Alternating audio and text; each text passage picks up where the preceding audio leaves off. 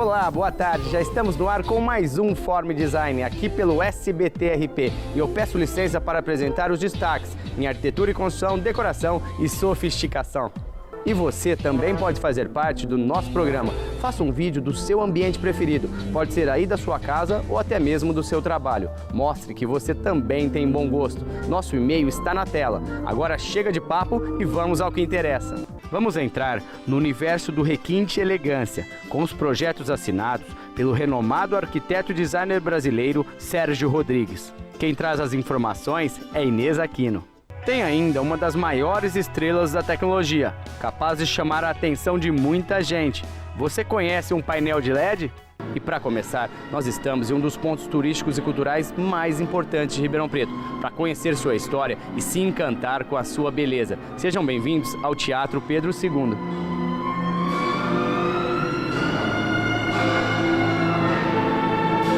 O Pedro II é considerado o terceiro maior teatro de ópera do país em capacidade de público. Sua área total é de 6.500 metros quadrados e o projeto da cúpula é da artista plástica Tomi Otaki. Mas você tem curiosidade em conhecer todo o projeto arquitetônico? Saber como aconteceu a maior tragédia da história desse local? Como foi feita a revitalização e modernização do prédio?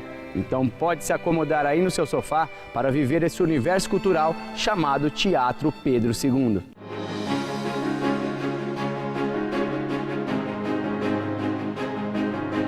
E agora eu converso com José Arthur Damião, que é diretor administrativo e foi o engenheiro responsável pela reforma do Teatro Pedro II. Isso. Vamos contar ao pessoal de casa essa história fantástica do Teatro Pedro II, começando pelo seu projeto arquitetônico. Como começou tudo isso?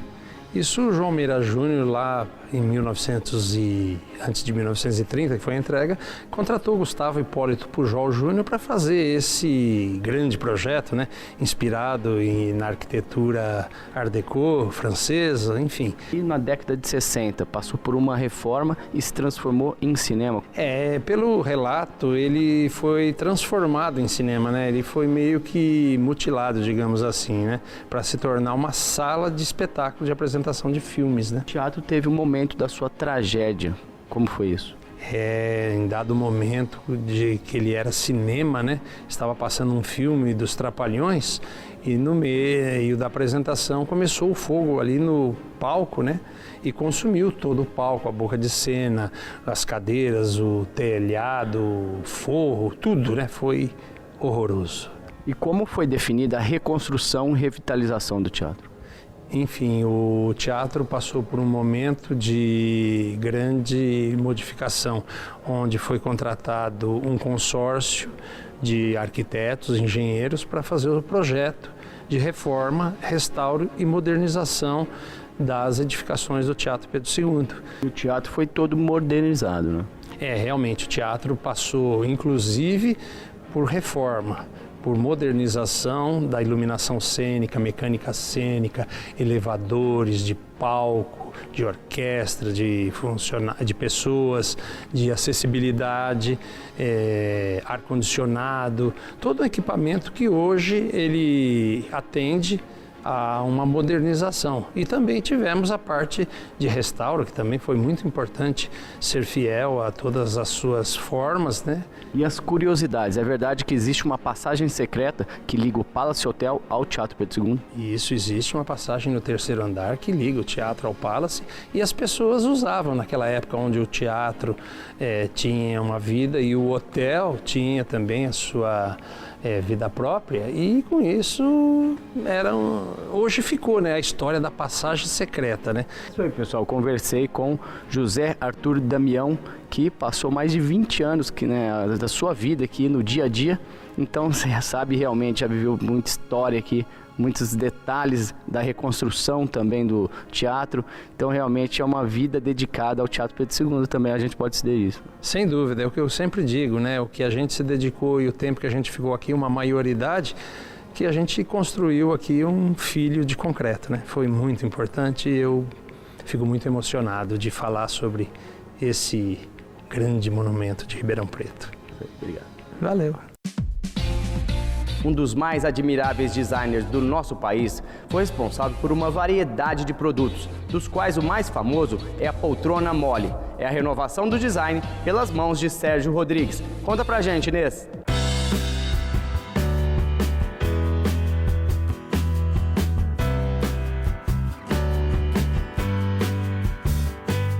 É isso aí, pessoal, e agora eu recebo aqui no Forme Design a arquiteta Inês Aquino e hoje vamos falar sobre Sérgio Rodrigues. Sérgio Rodrigues, que foi arquiteto e designer carioca e foi o pioneiro a transformar o design brasileiro em design industrial e torná-lo conhecido mundialmente, né, Inês?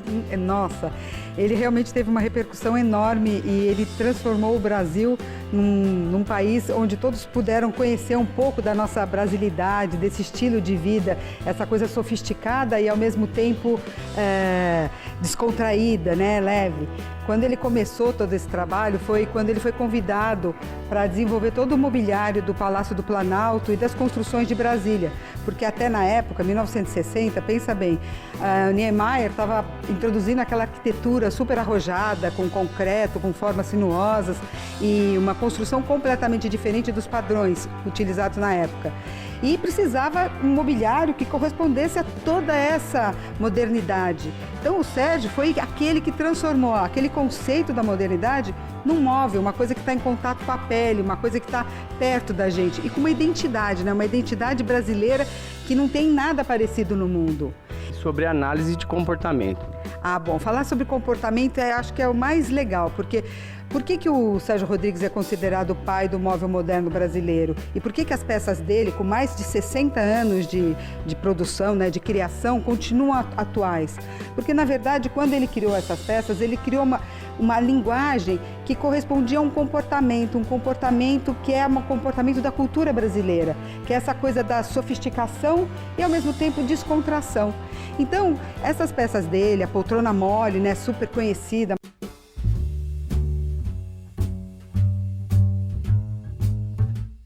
foi o primeiro designer brasileiro, até acho que do Hemisfério Sul, que foi premiado por uma peça. E o Sérgio, ele realmente era um exponencial, assim, ele trazia isso de diferente nas peças dele. E a poltrona mole faz parte do acervo do MoMA em Nova York. Né? Isso que é mais legal, tá vendo? É brasileiro mostrando a cara de bacana, de que faz coisa bem feita, de coisa boa, né? Isso que a gente precisa, né? É pôr toda essa criatividade em prol de uma coisa de qualidade, que o mundo e o Brasil têm orgulho daquilo que a gente faz, né?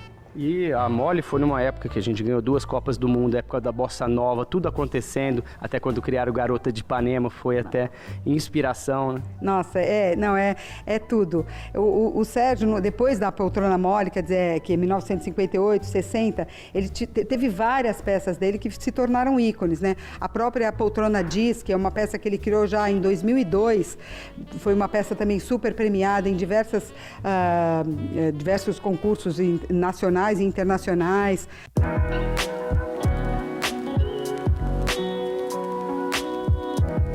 Sobre os 60 anos de design de Sérgio Rodrigues, tem até o Antônio Bernardo fez uma peça que fica na cadeira até, né? É um selo com a assinatura dele, né? Criou-se todo um glamour em cima dessa peça por conta dessa festividade, dessa comemoração de 60 anos, né? Vamos falar quem é que pode se orgulhar de 60 anos de carreira e continuar fazendo coisas maravilhosas que encantam o mundo. São poucos, né?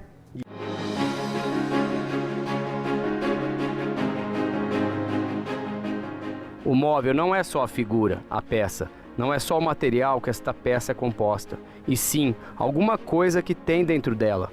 É o espírito da peça, é o espírito brasileiro, é o móvel brasileiro. Sérgio Rodrigues.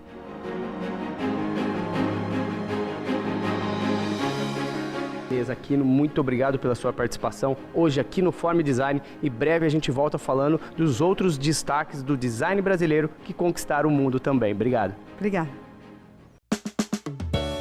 Já imaginou o seu evento ou até mesmo a divulgação da sua empresa utilizando a interatividade digital? Então que tal conhecer os benefícios do painel de LED?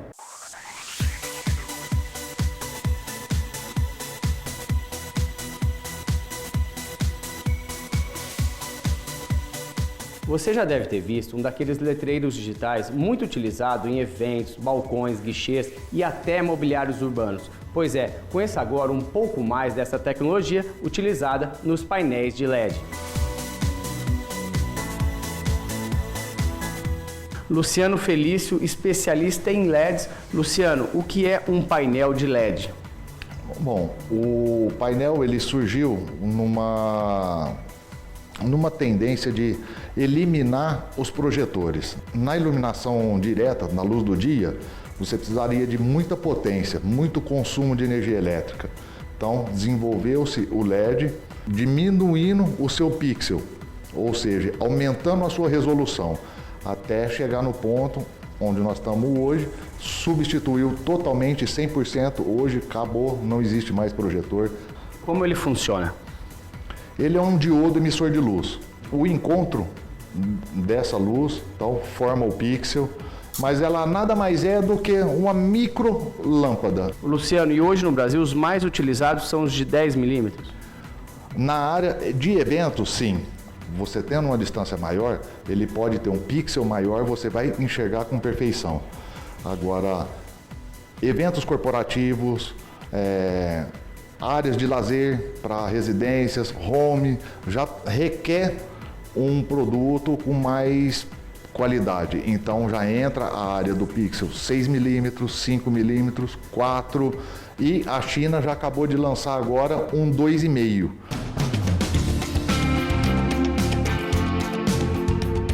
Eu gostaria que você comparasse um painel em LED com uma TV gigante de até 100 polegadas, por exemplo. Qual a diferença? A TV hoje, o que você consegue comprar 100 polegadas aqui no Brasil. 120 polegadas você já tem que trazer isso de fora, o custo é altíssimo disso, tá?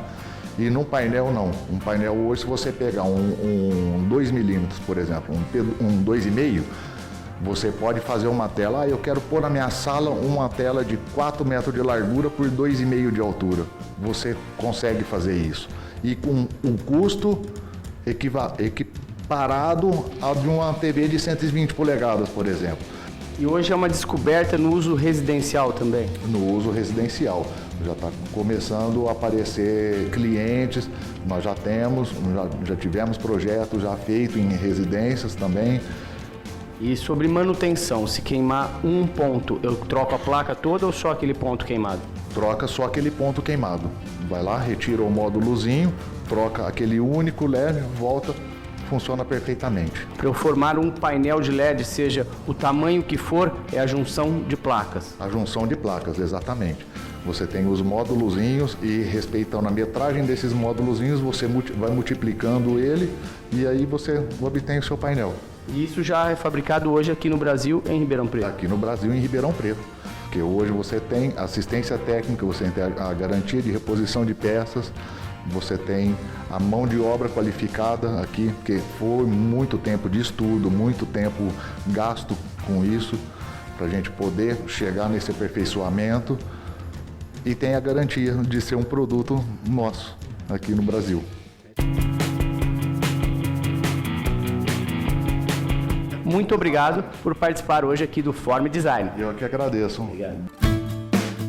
Espero que tenha aproveitado as nossas dicas e cada momento para que você transforme a sua vida. Amanhã te espero novamente às 13h30 aqui no SBT RP. Um grande abraço, tchau!